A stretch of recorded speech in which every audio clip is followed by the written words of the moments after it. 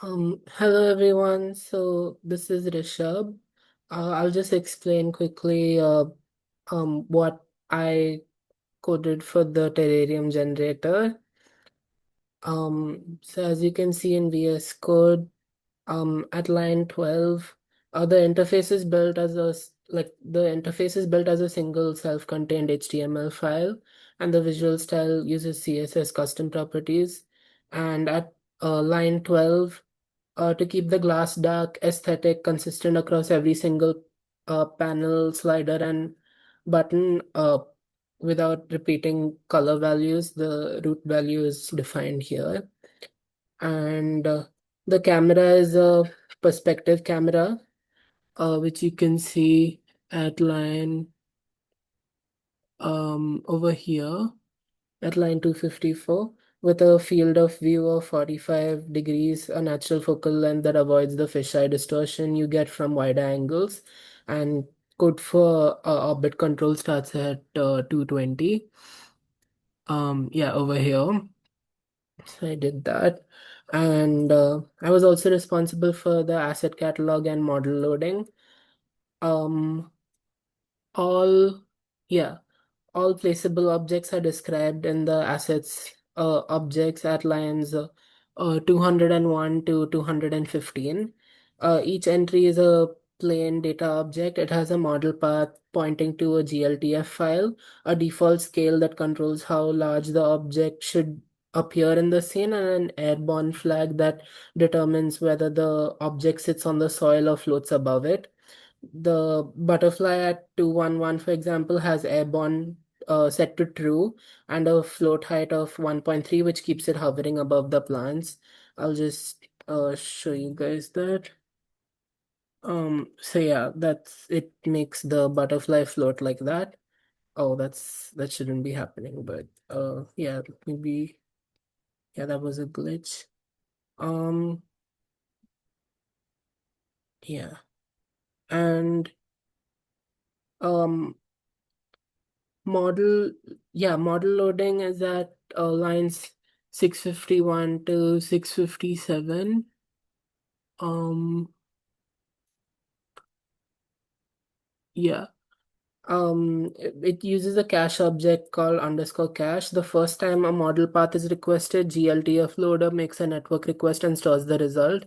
Every subsequent use calls clone true, a deep clone, so each placed instance owns its own geometry and materials. Without this, changing the material on one circulant would change all of them simultaneously. Once loaded, every model passes through the normalize function at lines 659 to 669. This is the function that makes the placement system work identically for every asset, regardless of how it was modeled. It computes a bounding box, derives a uniform scale factor, so the tallest axis hits default scale, then shifts the model position so its bottom sits exactly at y equal to 0. The last line at 665 model position y plus equals um, yeah, b2 dot min dot y is what keeps every plant flush with the surface. As you can see, like the plants are just all like sticking to the bottom. Yeah, that's what the code does. Then I was also responsible for object placement, for the object placement pipeline, from line 773, yeah, 773 to 820. When the user clicks a card in the shelf, a pick card at line 770, uh, uh, pick card at line 773 runs. Before doing anything else, it calls cancel pending to clean up any half-started placement, enforcing the rule that only one pending asset can exist at a time. The ghost preview is built at lines 782 to 785. Each material on the model is cloned and set to 70% opacity. So as you can see, like, yeah, that is basically the ghost preview. Um, and the initial position is set to y equal to 999 deliberately off screen. So the So before the user moves their mouse over the soil, the ghost simply doesn't appear rather than snapping in from a corner. So as you can see, like over here, like, yeah, and um move pending at lines 800 to 821 handles the two different placement surfaces. For ground-based plants, raycast fires against the soil mesh, and the hit point gives us the exact terrain height at that position, including any sculpting the user has done. For the sculpting code was Zoe's responsibility, so I won't get into that right now.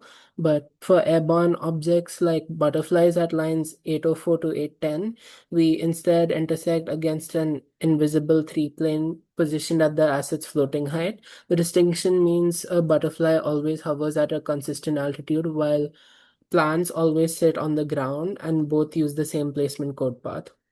When the user clicks to confirm at lines 924 to 944, the ghost materials are cloned again and opacity is restored to 1. The bottom offset, the distance from the object's local origin to its lowest point is recorded at line 937 over here.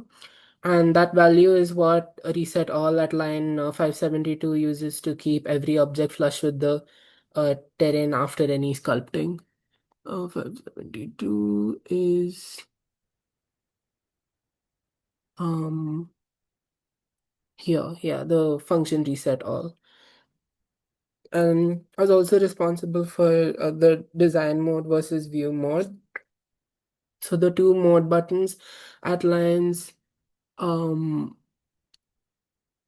1116 over over yeah, over here. Um uh, it basically just changes, like it adds like a glass around it so that it looks like a terrarium.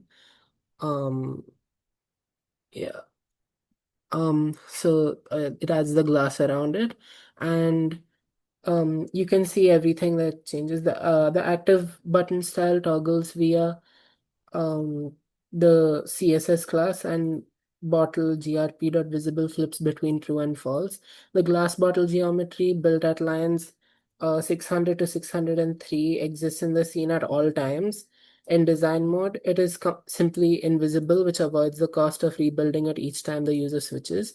The design philosophy here was that the bottle would be a visual obstruction while placing objects. Hiding it in the design mode keeps the scene clean and uncluttered, while toggling to view mode shows the finished terrarium as it would actually look. I was also responsible for the fireflies before the inclusion of boids. Boids were Gautam's responsibility, so I won't get into that right now. But the firefly system, um, as you can see, like it's like you can just kind of increase the count, and yeah, they kind of just fly around like that, and they're blocked by um the bounding box of the uh glass. So the firefly system starts at line, oh yeah, over here, 1150. Each firefly is a three dot point light, a point that emits light in all directions with a tiny glowing sphere mesh added as a child at line 1155. So over here. Spawning, so it spawns inside the terrarium radius with a randomized angle and height, which means that the fireflies spread naturally across the scene. In the original version without the boids, the fireflies use organic random drift at lines 1239 to 1243. Each frame, a tiny random impulse is added to the velocity. Velocity is gently damped with multiply scalar 0.98, and the speed is capped. That damping factor is what makes the movement feel floaty and natural rather than jittery. In view mode at lines 1247 to 1251, the mouse attraction is layered on top. A vector is computed um, from the firefly's position toward the cursor's world position, and a small force in that direction is added to the velocity, scaled by the inverse of the distance. So fireflies that are already close are pulled less strongly. This is what makes the fireflies drift toward wherever the user is looking.